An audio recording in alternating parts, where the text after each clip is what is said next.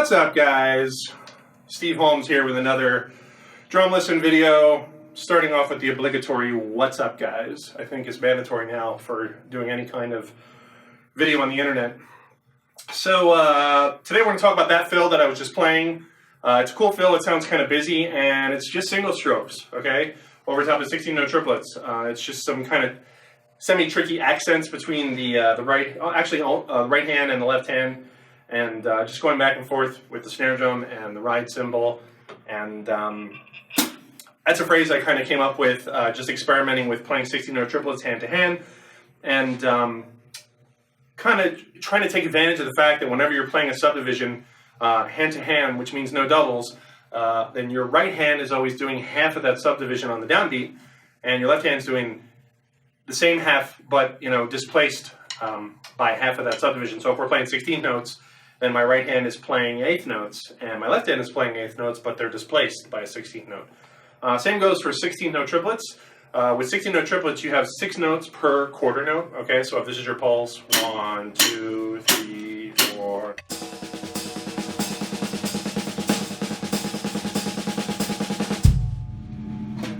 All right, those are 16-note triplets.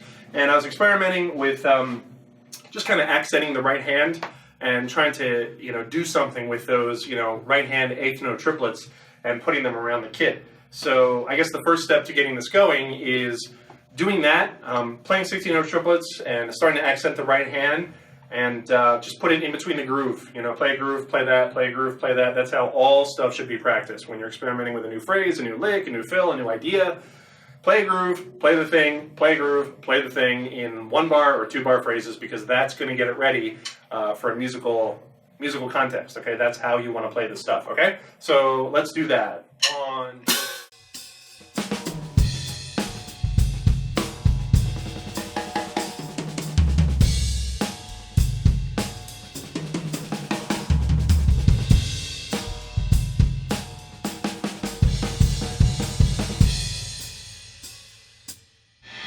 All right, so on that last one, I just went back and forth between the right hand and a cymbal, and once I heard that, I thought it sounded cool, and I kind of, stuck with that and wanted to see what else we could make with that. So the cymbal has the bass drum underneath of it, and starting with a hit on the snare drum, and what I did was I started to bring the left hand in terms of the accents, and also at this point, it's important to mention that I try to be able to sing this stuff while snapping my fingers. That way I'm sure where the accents fall in relation to the quarter note. So at this point I'm like, check it, the 3 to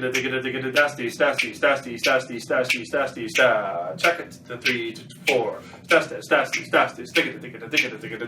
2, 3, 4. Internalize that stuff, practice it mentally, because I find for me, that's where I really kind of like solidify the foundation of a lot of my stuff.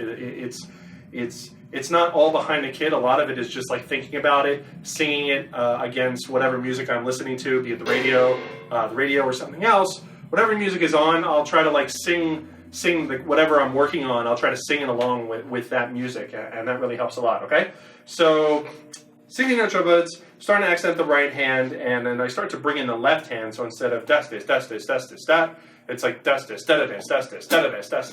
and it kind of insinuates kind of a new pulse.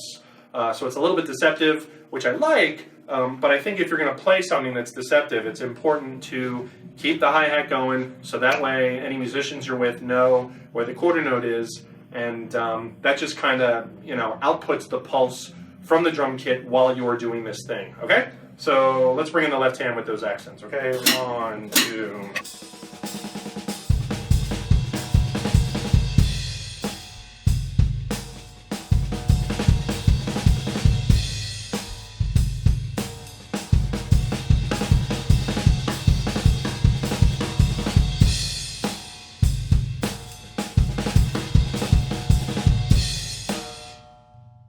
Okay, so notice once I start to get comfortable with it, instead of playing 1 at the end with my right hand, I start to do it with my left hand because that gives my right hand a beat to kind of like, make sure that it's ready for the groove that's going to happen at the end of the fill, because that's important. After you play a fill, when you come back in the groove, you can't stumble. You know, there can't be any, you know, that transition between fill and groove needs to be like seamless and graceful, if you will. Okay, so I started to, you know, try to hit one with my left hand, also with my right hand.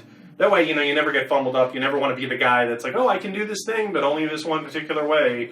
No, you want to practice it all different ways, so that way you can do it all different ways, and you don't have to worry about screwing it up because, oh, you know, I tried to do it on the toms, but I ended up coming out with the wrong hand, and I'm not comfortable doing that way. You don't want any of that, all right? You want to be the guy that can do it all the different ways, okay? So I would suggest experimenting with that. Once you can do it with the left hand, experiment with coming out on one with both hands, all right? So let's try with both hands. 1, 2.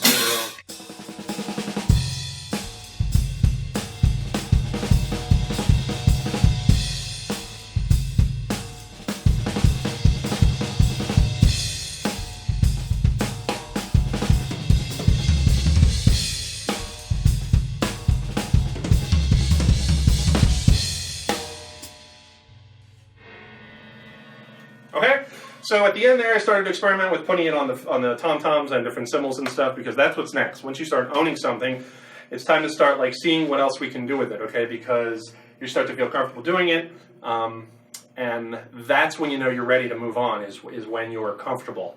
Because when you're comfortable, you can relax. When you relax, you sound relaxed, and you always want to sound relaxed, okay?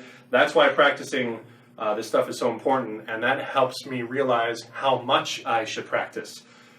The answer to that is until I'm relaxed, you know, until I can do it, and I'm not at like, oh, 80%, 90% effort. I'm like at, you know, whatever, like 50, 60% effort. So that way I'm relaxed, I sound relaxed, and if the groove sounds relaxed, then it's going to groove harder. So let's try on different toms and different cymbals a little faster this time, okay?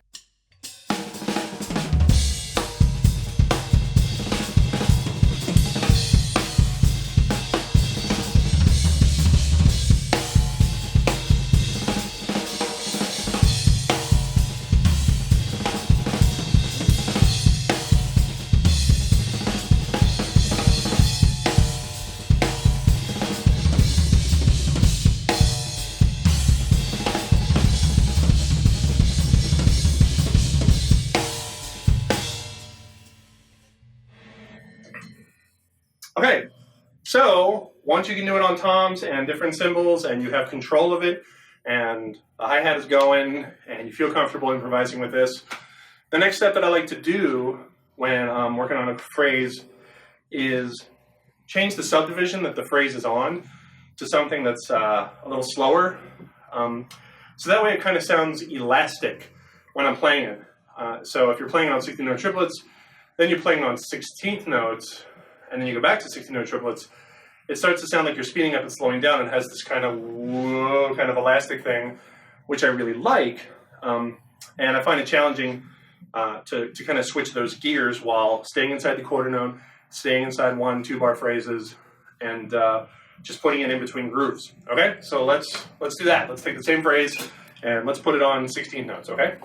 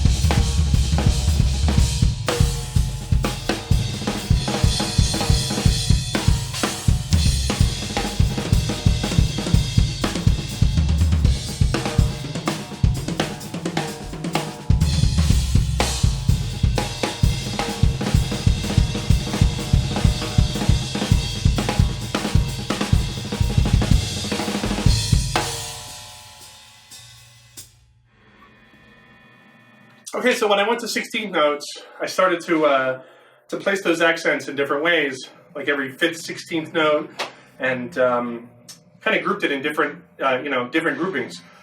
So that's stuff that's kind of a separate topic, but because I've worked on that stuff, that kind of finds its way into improvising with an unrelated idea, you know? So if you work on concept A and you get really comfortable with it, and it's like, okay, now I'm working on concept B and I'm experimenting with concept B, and concept A kind of like, you know, peppers its way in there, and next thing you know, you're kind of mixing and matching in there. I mean, that's what improvisation is.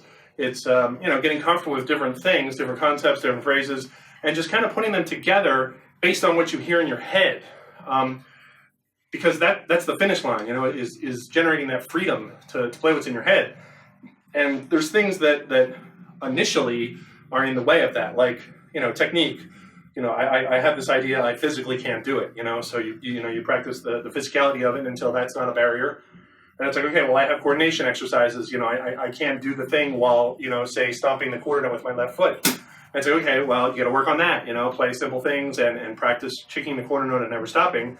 And that way you don't have to worry about that anymore, you know, so one by one you check these things off the list, and that way you don't have to worry about them anymore. You know, they're always there, and they will benefit you going forward. It's not like you're never going to do that stuff again, you know, because now you're working on like concept, you know, Y and Z, and it's like, oh, concept A is also working its way in there, and they all become part of the same like DNA strand, you know, of your drumming, which is super cool.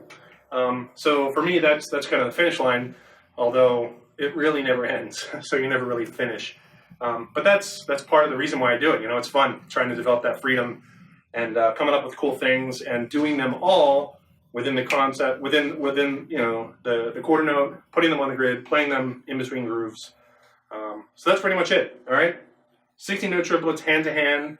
You know, putting the accents on different drums and different cymbals. This is not a toy. Okay, as with all drumming things, not a toy. All right. So I'm gonna play some more, and that's it. If you like this video, click the like button, click subscribe, leave a comment, click the favorite, do all the things. Let's keep it going. You know, keep the good thing going. The cool drum lessons on the internet. All right. Thanks a lot, guys. Have fun practicing this stuff. All right.